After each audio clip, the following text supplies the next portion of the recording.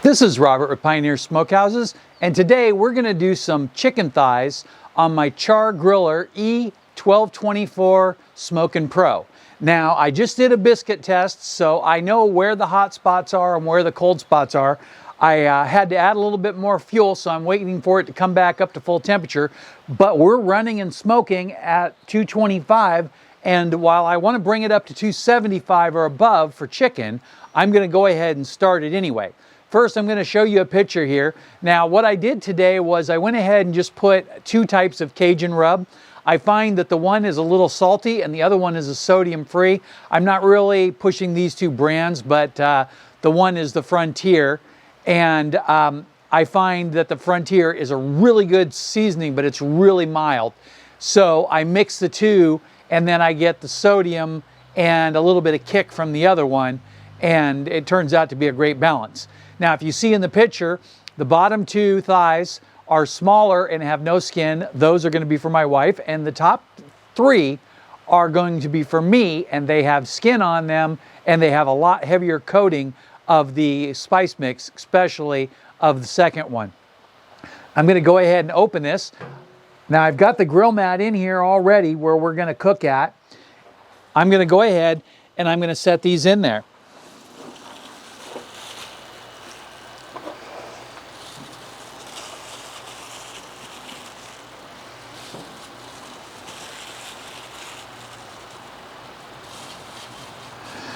I want to point something out, that when you're seasoning your thighs, what I like to do is I like to run the seasoning alongside the bone this way and then that way, and the same thing on the top, because the thickest part is right here, and that's where you want the most seasoning.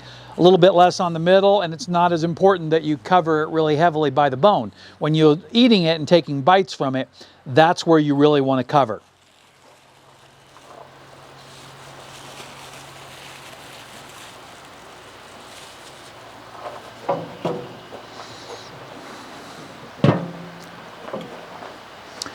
Now that I've got it loaded up, what we're aiming for here is to get the temperature internally up to 155 and then rest for a 160 finish.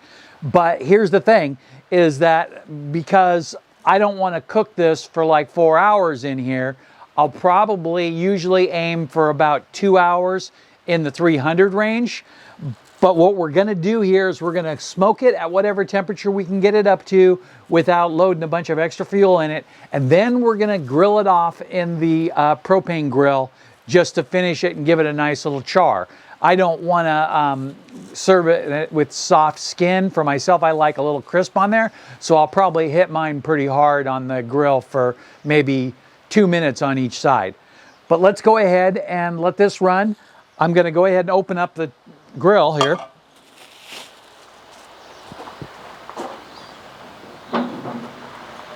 And I don't know how well you can see this, but you can see that we've got a pile of well-lit charcoal here, and then you've got a big piece over here and two other pieces going this way. The idea is that it's going to burn into these other pieces. Now, of course, we'll give it a little extra oxygen to get it going really good.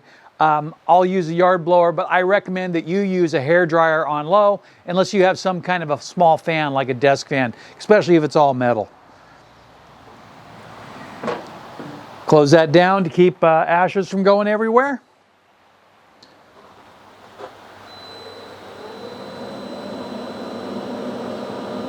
I'm just barely squeezing the trigger.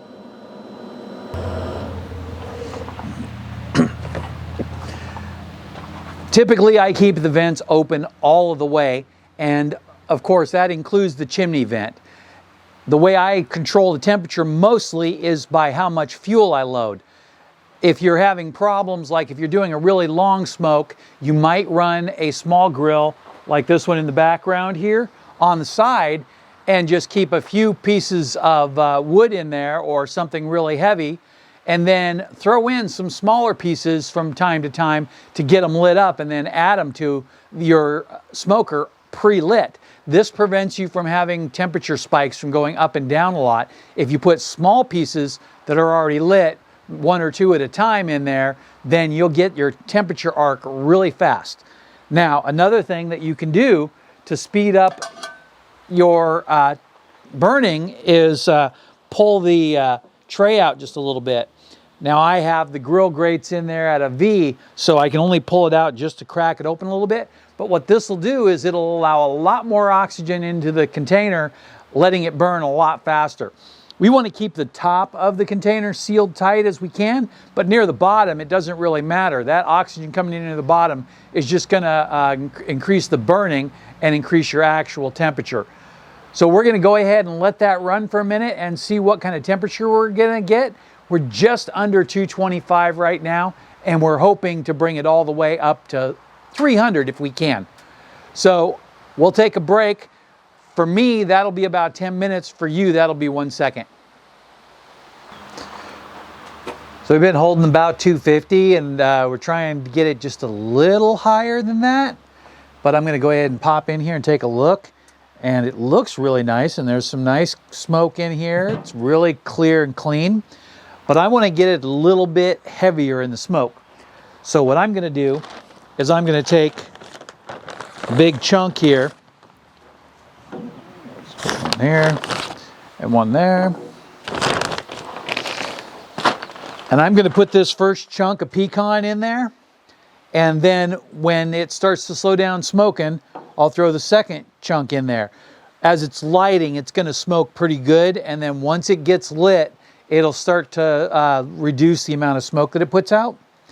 And then we'll need to throw another one in to increase the smoke. Now, you don't want to overdo it because you don't want bitter smoke when it's lighting up. That's when that chance of that happening is. But getting it in there and getting it lit will not only increase the temperature, but like I said, it'll put out smoke, and that smoke will flavor our chicken. Just right there between those two logs. And then I might give it a little bit of air and let it go. So we'll take another break here. And for me, I'm not sure how long it's going to be, probably 30 minutes, but for you, it'll just be 1 second. So it's been about 2.5 hours, and I want to show you the thermometer.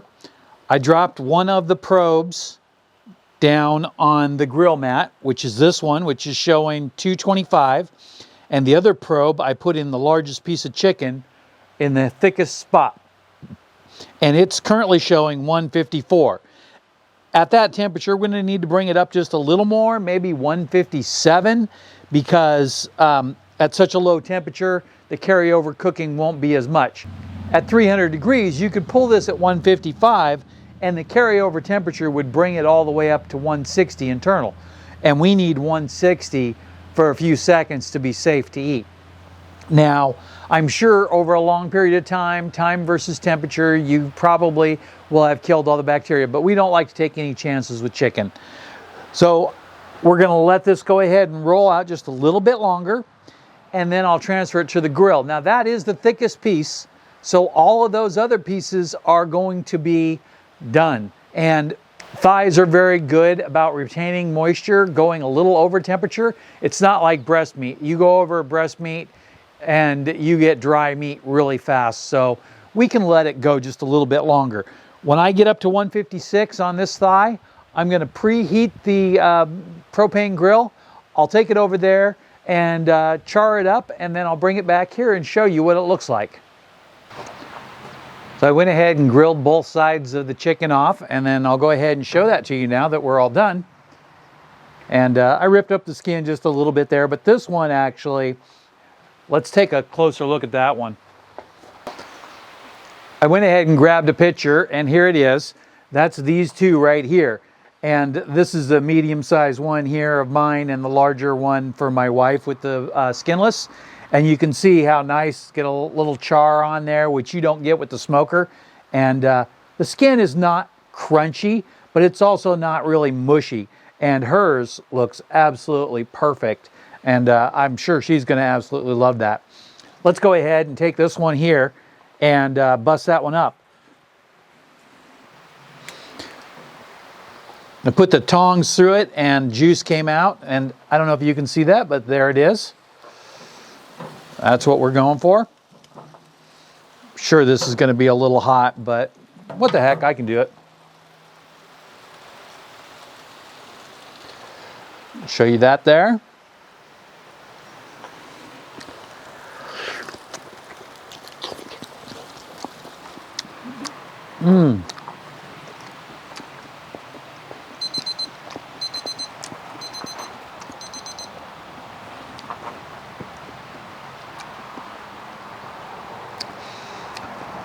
Well, that is great.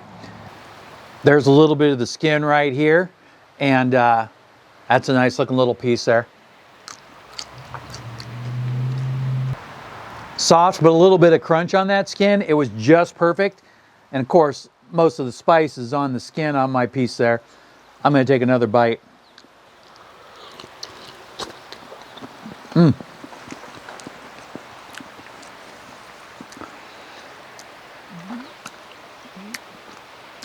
That is yummy.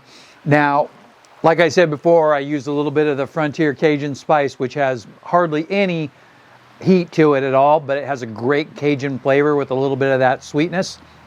And then a generic spice mix that has a lot of sodium in it, so I don't really use a lot of it, but if I mix it with something else, it works pretty good.